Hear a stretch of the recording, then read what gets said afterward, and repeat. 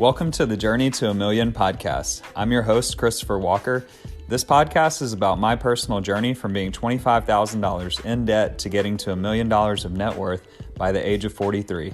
Follow along with my journey, implement the ideas, and let's do it together. Thanks so much for joining me. Let's get started.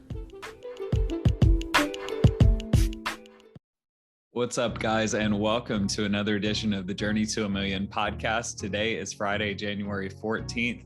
It's been a minute. I feel like we did an episode last week, but it was a quick one, and we did a quick update, or we skipped a week during the holidays. I had to kind of go back through some episodes because all my tracking for the investing versus sports betting challenge that we did was actually on a notebook. I left that notebook at the office, then came back to get it this past week, set it on the counter and left it again. So, I had to kind of go back through my old episodes and figure out where I was with that whole thing and just see what else, where everything was looking. So just to kind of jump in real quick, I do want to do this episode before the wild card weekend so we could get some picks in for this week. Things have not been going in the right direction lately. We do have our crypto portfolio, and I think before we did the last episode that we looked at it, it was like 1,280 something. So we were up 28%. That was really solid. However, now we're down to just up 10%. So we got our 70 Cardano today. That's at 125 each for 87.50. Then we also have our one Solana at 146.67, 200 Mana at 291. That's the only reason we're still up. It's that's worth $582. Then we have 260 XRP at 76 cents. That's 197.60.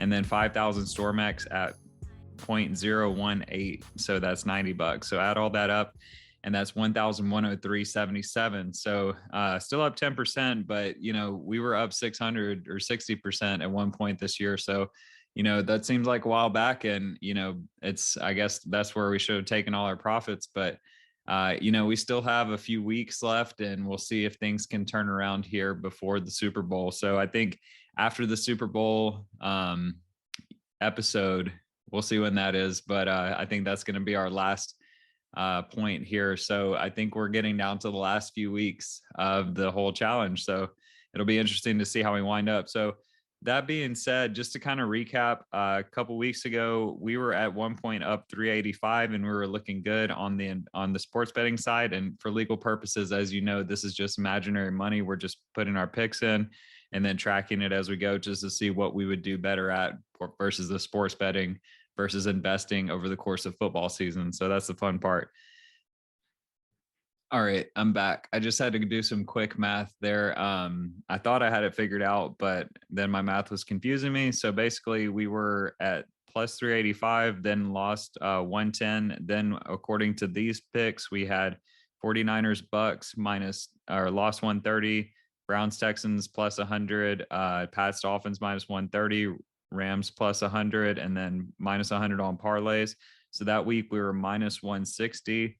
So we went from 285 to minus 160. Okay. And then the next week we had the Packers Chiefs. That one was plus 200. Rams Pats lost 130. 49ers Seahawks. Man, that was a tough loss by half a point. Lost 130. And then another 100 down on parlays. So that put us at minus 160 again. So going from 285 minus 160, that was plus 125. Then minus 160 again from that week was minus 35. And then last week we had a really bad week. Everything pretty much lost except for one that pushed. So that was a tough break. So Cardinals and Bengals teaser lost 130. I feel like week 18 or whatever the last week of the season is always goes bad for me because all these unpredictable things happen. So probably just need to stay away in the future on that week 18 if we do another one of these.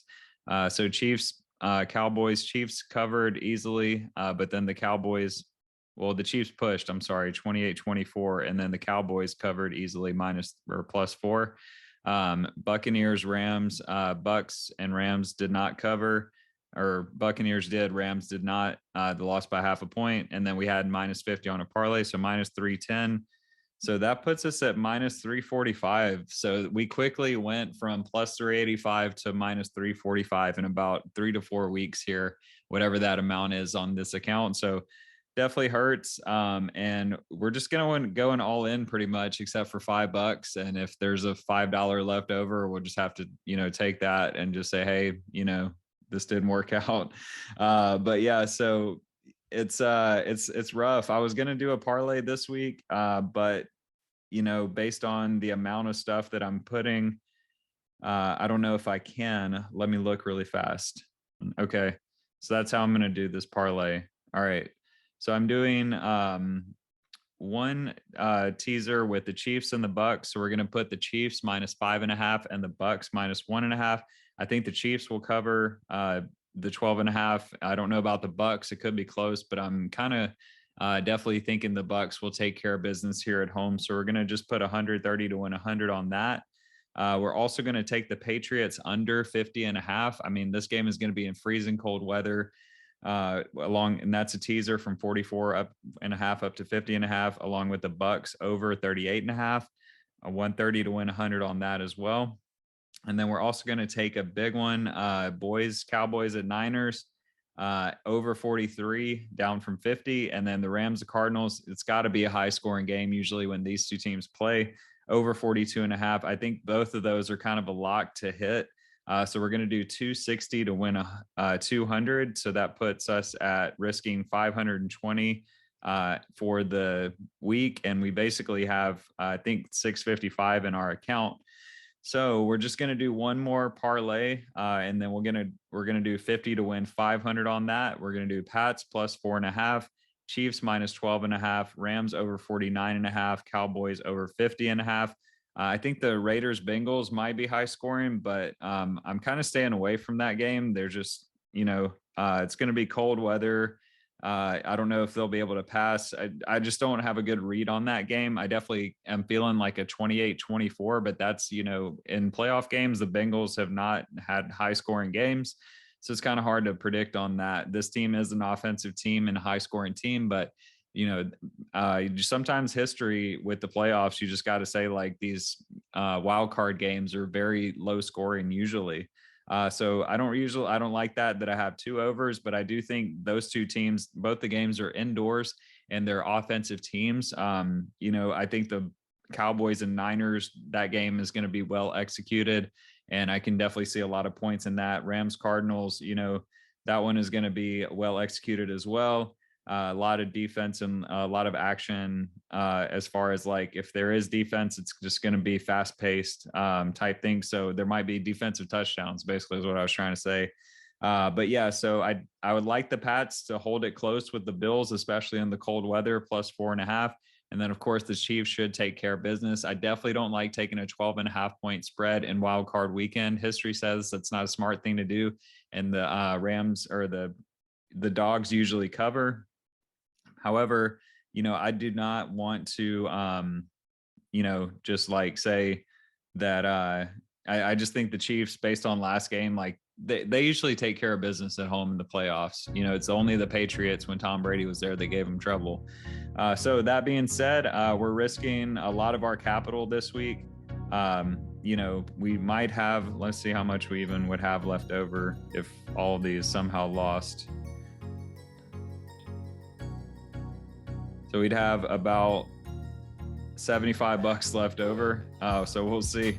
Hopefully all of them don't lose, but playoffs, it's definitely, you can kind of predict the games, hopefully a little bit better, and teams will play a little bit more predictably most of the time. So it's hopefully we end up having a great week and we bounce back up over. I'm definitely going to have to go back through my portfolio and my notebook to kind of look at all these picks to make sure my math is right, but I think I'm probably accurate, or I've told myself that I've lost more than I did. I think that minus 310 last week was pretty brutal, but yeah, there's like 3 or 4 weeks of catching up to do, and it's all in my notebook. So I try to watch the videos to get everything, but there could be an error in there somewhere. At crypto, it's easy. I know what we have in our portfolio. And then I can just look at what the value is for each item. So that's easy to track. So again, It's looking like crypto is the better, investing is the better strategy, because like you said, it's way easier to track.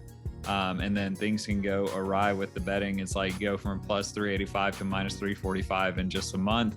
Whereas crypto, it was up at 1600, but we're still up 10%. And this is kind of like a bottom almost. We should see should see it go up from here, hopefully. That's what everyone is saying based on technical analysis, but we'll see how it goes. So that's it for this week. Not my best episode probably, but we'll see. We'll see how these wild card games go. Y'all have a great weekend.